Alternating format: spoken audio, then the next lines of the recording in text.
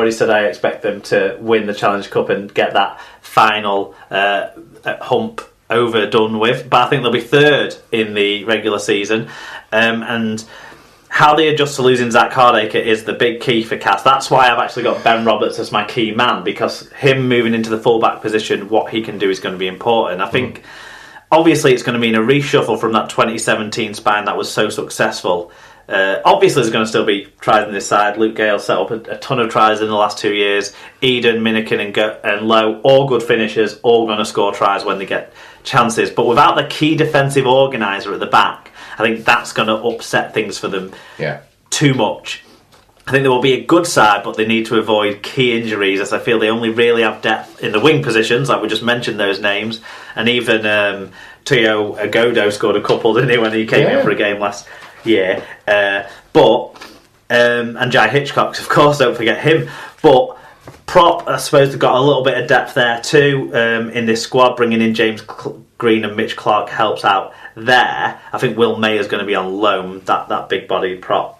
But they've got depth at prop, but they haven't got depth to cover if Gale, McShane and Milner get injuries. That's when they're going to struggle, in my opinion. Now, Rising Star, I picked out Corey Aston, because I think if they do get half-back injuries or loss of form, or just Jamie Ellis not settling back in to the Super League rigours, I think they've signed him, so they surely got to think they're going to play him. And at 22 years old, I think now is the time for him to be testing himself and getting Super League games. And I think he can be good. I think he's a real good organiser. I think he's got a good brain on him as well, good rugby brain. With the talent and skill, I think they'll be able to beat anyone on the day. Maybe that's why I'm going for a cup win for him. I'm just not confident they've got the staying power of last year's side over the full season, so I'm not tipping him for a grand final.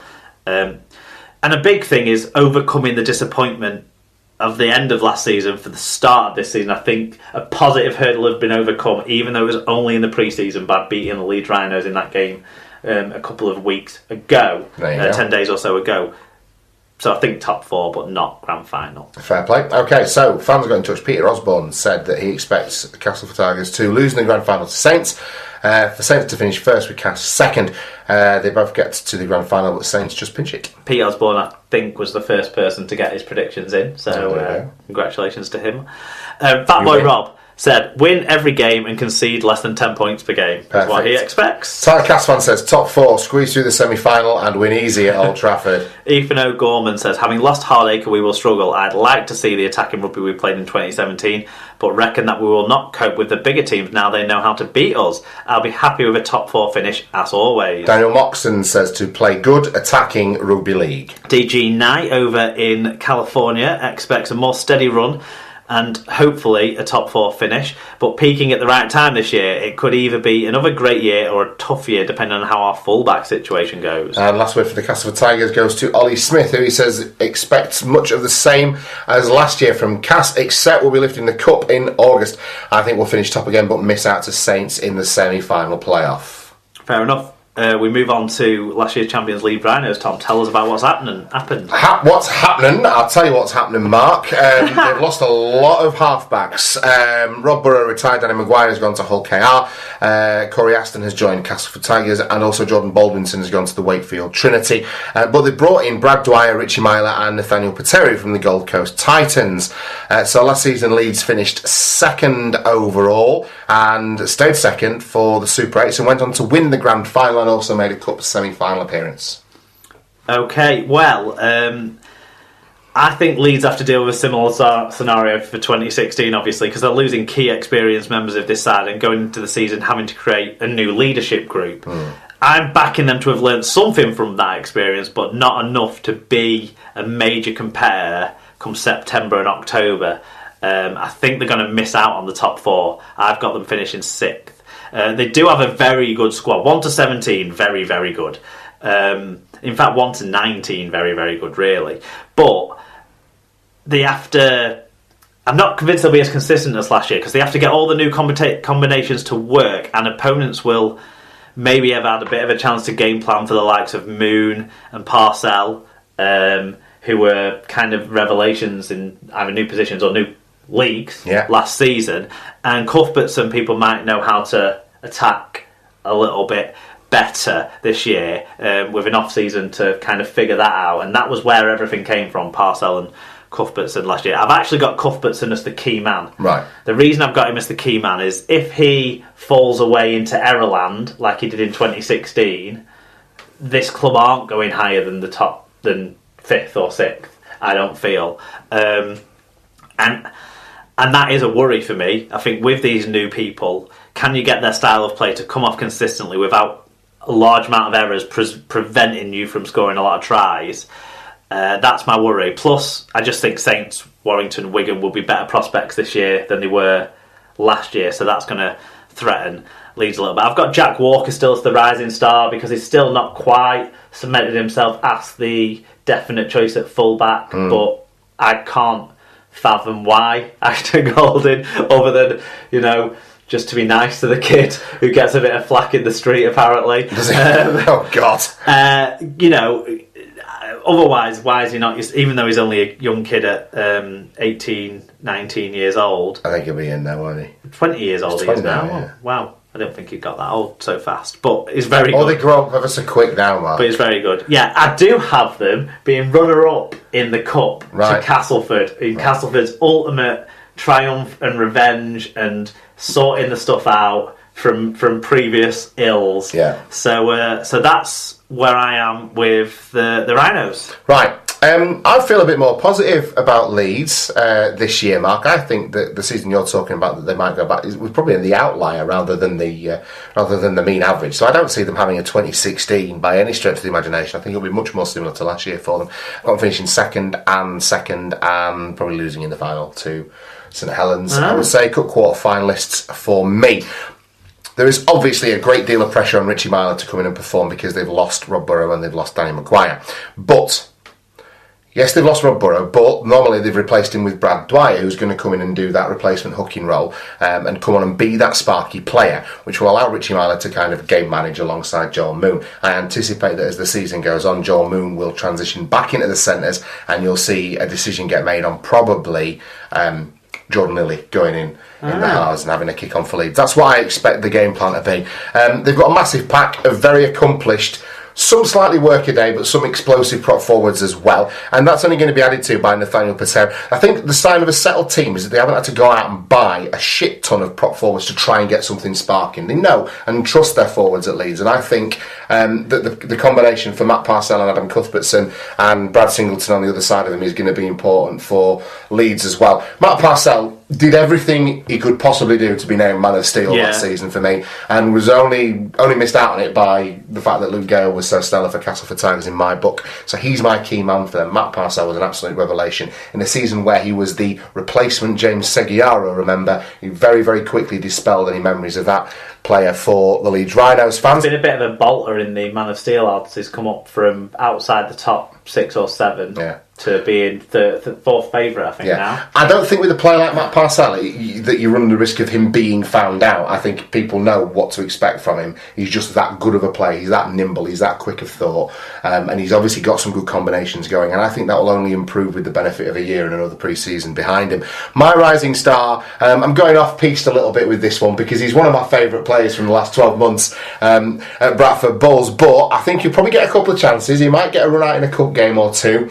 And he's worth a look. Josh Jordan Roberts? No, not Josh Jordan Roberts. No, one above him, the prop forward, Mikolaj Olejski, the Polish. He's a Polish 6'5", hard as fuck. He gets the Leeds excited, Mark. I think he could be. He's got every physical attribute necessary to be a tremendous Super League prop forward.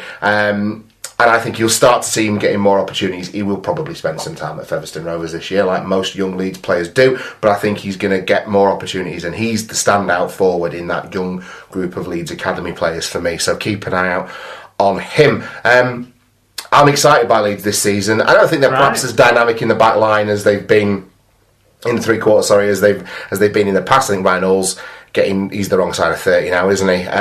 Cal Watkins, though, if he can translate his World Cup form into Super League form, that will mean if it can be one that of his consistent, good seasons. he'll be the best centre in the world, without the shadow of a doubt in Super League. Yeah, and arguably he'll be one of the best 5 centres in the world, probably. Possibly, yeah. But then, having said that, for every Ryan Hall and Callum Watkins, there's Liam Sutcliffe and Tom Briscoe. So they're the weaker links. If Sutcliffe can cement himself as more of a centre than a utility, that's going to be fine. Tommy Briscoe's due a good season. I would say for Leeds, that's probably the nicest thing I can say, and I anticipate after. He had a good grand final, didn't he? He did have a good grand final, I'll give you that. Most Leeds players good at catching forward passes and certainly tries. Yeah, absolutely. I very quickly anticipate that Ash Golding will be replaced at fullback by young Jack Walker. In the words of Forrest Gump, that's all I have to say about that. Right, okay, well, Cutthroat Jake we start with from the Leeds fans. He said, it will take a while for our new half-back partnership to bed in. With this lead, we'll finish stronger than they started, ultimately ended in 5th. Yeah. Mitchell Dart says, mid-table, think it's going to be a slightly transitional year, just not as ordinary as 2016. Expect to finish between 4th and 6th. Moon and Milo will take a few weeks to gel. If that's the combo that lasts the season, I'll be surprised. Rich Wilkinson says, I expect good things from Leeds. Of course you do, Rich. Milo playing off Cuthbert's offload with Parcell will add more to the attack, and Brad Dwyer's zip out dummy half will keep our momentum going. He will fill the Borough role nicely with better defence.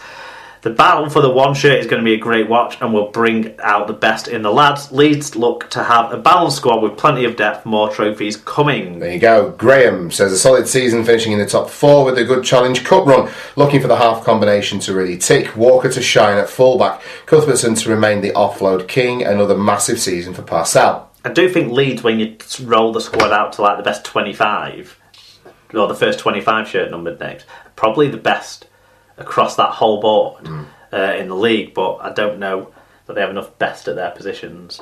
Colin Render, top 4 finish, losing the semi-final of the Cup and the playoffs. Dr. Bob Phillips says a year of settling down and being just about good enough until the split, when like balsamic and oil and the tumbling stops, the greatest will rise and Hall will be victorious. Ben Jones said Super 8's finished but will be inconsistent throughout the year and just miss out on the top 4. Maybe the chance of a cup run depending on how Milo does later on in the year when it matters in the big game. There you go. Andy Gilder says top 4 finish, cup semi-final will represent a good transitional season. Phil says Leeds Rhinos top 4 finish and a win at Wembley in the Challenge Cup final. Rod Hutchinson, the Lakes Rhino, says top 4 in a cup run will get stuffed in the World Club Challenge. I'm with you there.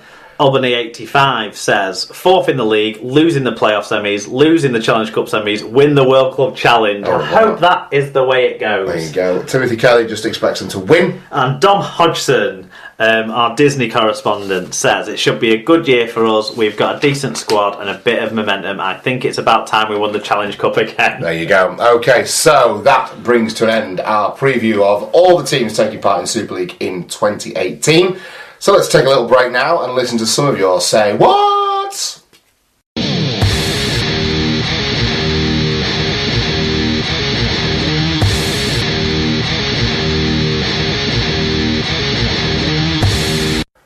Alright, so, say what's, Mark? Yeah. Tell us what these are. Well, we asked the listeners what bold and out there predictions they have for Rugby League in 2018. We were looking for something that falls between the possible and the improbable is kind of how we pitch it. Mm-hmm. Funny, good is also a benefit. But yeah, so what I've done is kind of like weeded out a few of the ones that didn't make me laugh or didn't strike me as interesting or weren't actually predictions, and just put them in the blog.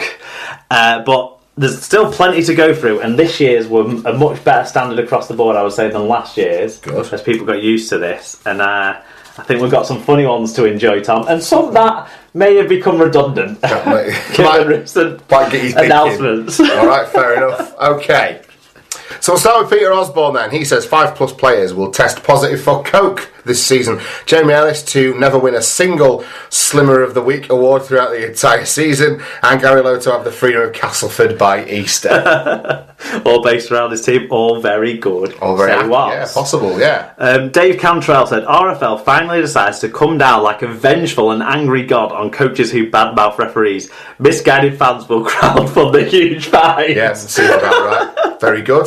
Mark Wilco says Nigel Wood's replacement will be announced, and all the people who have spent the last decade moaning that RFL hates their club, or that refs are biased, or that Nigel Wood is the worst living human will now get a chance to quieten down and begin enjoying the sport. Oh, and Fartown for the treble. Fatboy Rob says Wigan to start shite, then break the salary cap to get themselves out of the shit. Cheating, pie-eating twats. Jesus Christ. Okay, Paul O'Brien says there will be no controversy at Super League games, as video referees are at all games, and the fans have stopped blaming referees referees when their teams get beat, and Steve Ganson returns to refereeing to help Saints beat Wigan in the grand final, disallowing a try in the final seconds as his son goes over the line for